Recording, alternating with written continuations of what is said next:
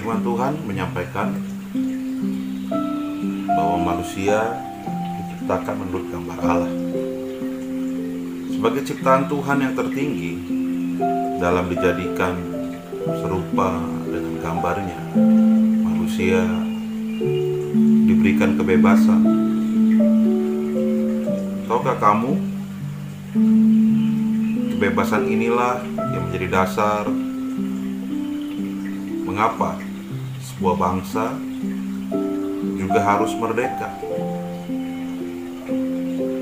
Karena kemerdekaan itu membebaskan kita dari segala tirani maupun perbudakan. Saat Indonesia dijajah oleh negara lain, tak seorang pemimpin bisa menjalankan pemerintahannya dengan mandiri. Bahkan banyak diantaranya yang dijadikan budak dan pekerja.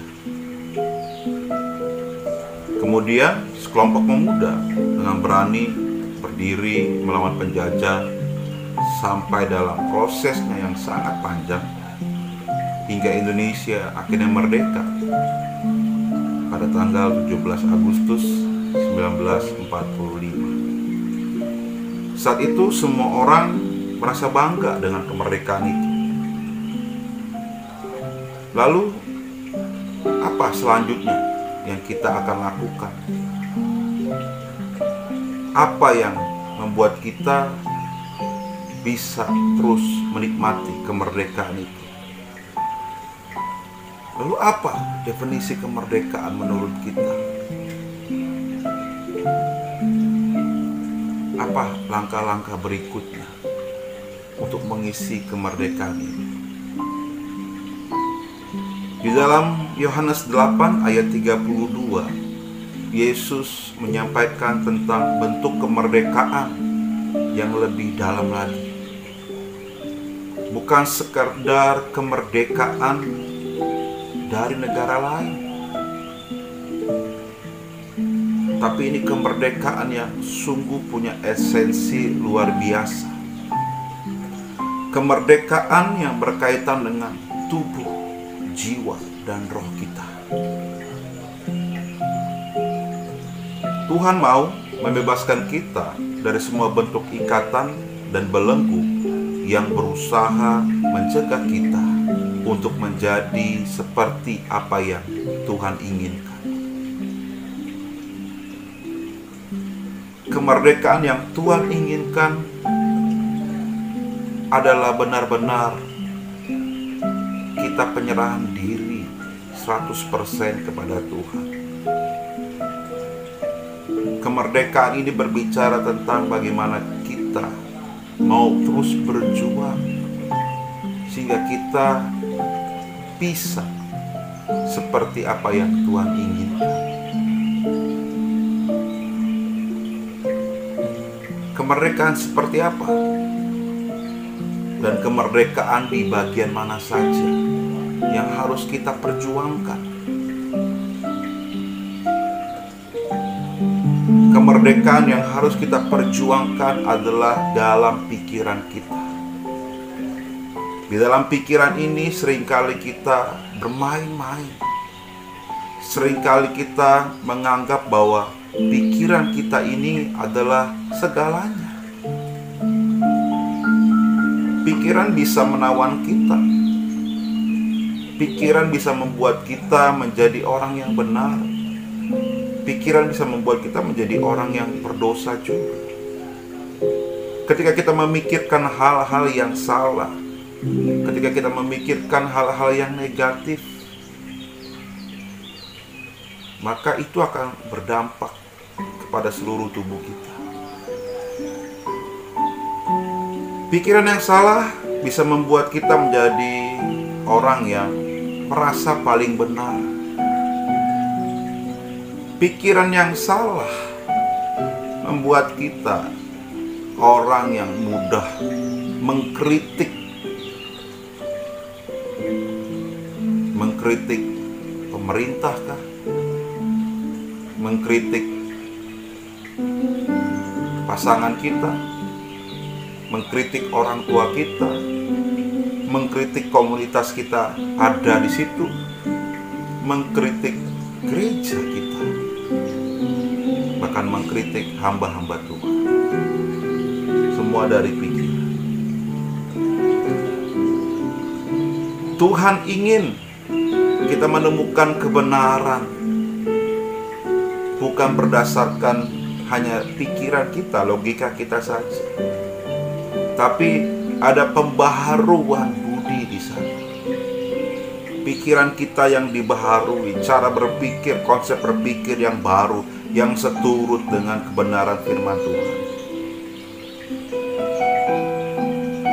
Itu yang Tuhan inginkan. Kemerdekaan di dalam pikiran kita. Kemerdekaan yang harus kita terus berjuang adalah dari praktek-praktek dosa. Kita harus merdeka dari hal ini. Mungkin teman-teman yang masih berjuang untuk bisa lepas dari belenggu pornografi, belenggu dari hal-hal yang jahat lainnya, belenggu dari keterikatan perdukunan, belenggu dari membuat kita khawatir. Ini praktek-praktek dosa. Kita bisa memulainya dengan pemahaman yang tepat, sehingga kita bisa merdeka. Siapa kita di dalam Kristus? Sebagai anak-anak Allah, kita punya kuasa dan janji ilahinya bahwa Tuhan sudah menyediakan segala sesuatu yang kita perlukan untuk menjalani kehidupan kita. 2 Petrus 1 ayat 3 sampai dengan 4. Roh Kudus yang ada di dalam kita akan selalu menolong kita untuk kita bisa lepas dari belenggu dosa. Jadi kita harus terus berjuang supaya kita bisa menikmati kemerdekaan ini. Apalagi yang harus kita perjuangkan sehingga kita bisa merdeka. Dimerdekakan dari ikatan emosional. Artinya apa? Salah satu tanda ikatan emosional adalah ketidakmampuan kita menaklukkan dosa tertentu. Kita sudah terlalu nyaman dengan dosa ini, sehingga kita merasa memiliki ikatan emosional. Sayang kalau dilepas, nikmat banget dosanya, enak banget ini, gak mungkin dong gua lepas. Ikatan-ikatan yang seperti ini yang harus kita perjuangkan untuk lepas dari dosa. Kita mungkin membenci dosa yang kita lakukan, tetapi kita nggak punya daya untuk lepas, untuk berhenti, untuk merdeka. Itu tandanya kita punya ikatan emosional dengan dosa dan pelanggaran yang kita buat. Kita sudah nyaman, kita sudah merasa mencintai dosa itu. Satu-satunya cara untuk kita bisa bebas dan merdeka adalah meminta pertolongan Tuhan, meminta pertolongan Roh Kudus, menyelidiki hati kita dan menunjukkan kepada kita kebenaran akan siapa kita. Jadi mari kita berjuang terus untuk kita bisa hidup seperti apa yang Tuhan inginkan. Menjadi pribadi yang merdeka sama halnya dengan menjadi sebuah negara yang merdeka. Kita tidak lagi harus jadi budak. Kita tidak lagi dikungkung, tidak lagi dipenjara oleh dosa-dosa kita, oleh kekhawatiran kita, oleh ketakutan, kecemasan kita. Tetapi kita berani mengatakan bahwa saya adalah orang yang lebih dari pemenang.